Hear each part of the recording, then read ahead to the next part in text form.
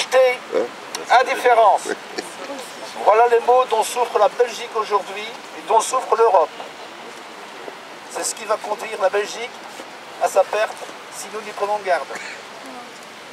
Trahison d'une partie de nos dirigeants politiques, qui laissent entrer dans les murs, dans nos murs, des gens qui ont pour mission de combattre la démocratie, de combattre nos valeurs, de combattre nos traditions. La lâcheté, c'est celle de l'autre partie des dirigeants politiques. Ceux qui savent, qui ne disent rien, qui voient qu'on va à la catastrophe et qui ne bougent pas. Leur immobilisme, il est dû au clientélisme politique, à leur vanité, à leur envie de pouvoir, la lâcheté. Ils n'ont pas envie de se prendre des baffes par certaines personnes de certaines communautés religieuses ici en Belgique. Et alors, ce qui est le pire de tout, c'est l'indifférence. L'indifférence des peuples a toujours été très grave. L'indifférence des peuples, c'est ce qui a permis, par exemple, à Hitler de s'installer et de créer ce qu'on a connu. 10 ans de guerre, des dizaines de millions de personnes de tuées. Et cette indifférence, c'est le mal qui ronge notre société belge et européenne. Notre peuple ne résiste pas, on reste là sans broncher. Vous êtes aujourd'hui les résistants, les premiers résistants. Dans toute l'ère, il y a eu des lâches, il y a eu des traîtres, et des collabos. Des collabos, exactement, c'est le terme. Vous, aujourd'hui, vous avez commencé la première action de résistance en vous présentant, en assistant à la manifestation aujourd'hui. Mais ça ne s'arrêtera pas là. Dans un quart d'heure, on sera reparti, on ira boire un café. Mais nos ennemis, les ennemis de la démocratie, seront toujours là. Demain est un jour où nous devons aussi résister. Nous devons absolument être présents. À la maison communale. De préférence, physiquement. Ceux qui ne savent pas venir pour raisons professionnelles ou autres, eh bien, ils seront avec nous en pensée, je l'espère. Mais nous devons absolument aller dire à nos dirigeants politiques que non, nous n'acceptons pas leur laxisme. Nous n'acceptons pas le fait qu'ils laissent entrer dans notre espace démocratique des gens qui ont pour mission de détruire cette démocratie. Ils se servent de nos lois démocratiques pour y pénétrer. Comme le disait mon ami Alain Wagner, la Convention européenne a prévu ce cas de figure. Et vous savez, dans l'histoire déjà, à l'époque, il y a un monsieur qui s'appelait Saint-Just, c'était au temps de la Révolution française.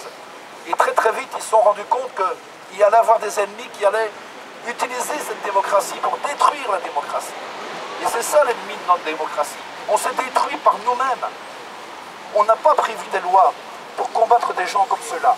Et c'est là que nos dirigeants politiques sont encore une fois encore plus responsables de ce qui nous arrive. On confie à des politiciens, à des dirigeants, la mission de nous protéger. Et ces gens viennent nous annoncer aujourd'hui, ah ben non, on n'a rien prévu du tout. On se fiche de qui là? Et c'est ça qu'on doit aller leur dire demain. C'est pas s'opposer aux musulmans qui vont entrer. Eux, ils font leur boulot.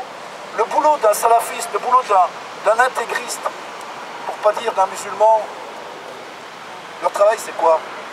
C'est de faire régner la charia partout dans le monde. Il n'y a pas de secret, il ne faut pas de langue de bois. C'est ça la vérité.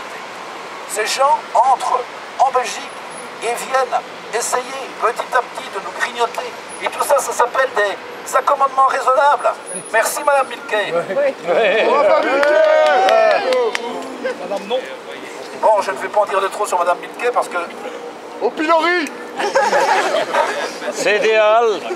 CD Halal. Les accommodements raisonnables, c'est tout simplement prendre des lois qui sont les lois que nous, Belges, devons respecter. Et on les accommode à la façon de personnes qu'on n'ose pas contrer, en les laissant faire des choses que nous, on ne peut pas faire. Alors ça commence, c'est le voile. Oui, on va pas discuter pour ça. Ok. Ensuite, c'était quoi? La viande halal? Bah ouais, bah... Ils ont pas envie de manger de cochon, et alors, moi, j'aime pas le foie. J'aime pas le boudin noir. Donc, je mange pas le boudin noir. Et ensuite, qu'est-ce qui s'est passé? Eh bien, on a servi de la viande halal dans toutes les écoles de Bruxelles. On sert de la viande halal dans toutes les prisons. Hein, les abattoirs, ces pauvres animaux qu'on égorge sans aucun respect. Vous savez, moi je viens d'une famille de fermiers et mon oncle il a encore quelques bêtes, il est vieux maintenant, il a encore quelques bêtes, il a 2-3 moutons. Eh bien, à chaque oreille de ces moutons, il y a une médaille. Il ne peut pas tuer les bêtes tout seul. Et s'ils veulent le faire, ils vont à l'abattoir avec elles. Elles sont battues proprement. Et eux, pour des accommodements raisonnables, on les autorise à tuer la bête dans les baignoires, à les faire souffrir. Alors, où va-t-on s'arrêter? Si on laisse aller comme ça, vous autres, mesdames, vous allez vous balader avec des tentes de cirque sur le dos, hein? Et vos petites filles aussi. Et vos petits garçons, eh bien, on va les apprendre à les sacrifier peut-être au nom d'Allah. Et c'est là qu'on va. Alors demain, de grâce, bougez, soyez là demain, à Anderlecht. On ne va pas pour faire la bagarre, nous sommes des gens pacifiques, on va pour parler. Mais il faut par notre présence, au moins par notre présence, qu'on fasse comprendre à nos dirigeants politiques que nous ne sommes pas d'accord et que nous allons leur demander des comptes. Et l'heure des comptes, elle viendra. Elle va bientôt venir, l'heure des comptes. Vous savez, la guerre, d'une certaine manière, elle a commencé. C'est une guerre qui se passe au sein de notre société démocratique qui est attaquée. Mais un jour, les gens qui ont participé à ça vont devoir s'expliquer devant le peuple, devant le tribunal du peuple et devant le tribunal de leur conscience également. Et on doit leur faire comprendre que nous les surveillons. Ce sont nos élus. On les a élus. Ils sont là pour nous protéger. Et ils ne le font pas. Et ça, ça ne va pas. Il faut dire stop.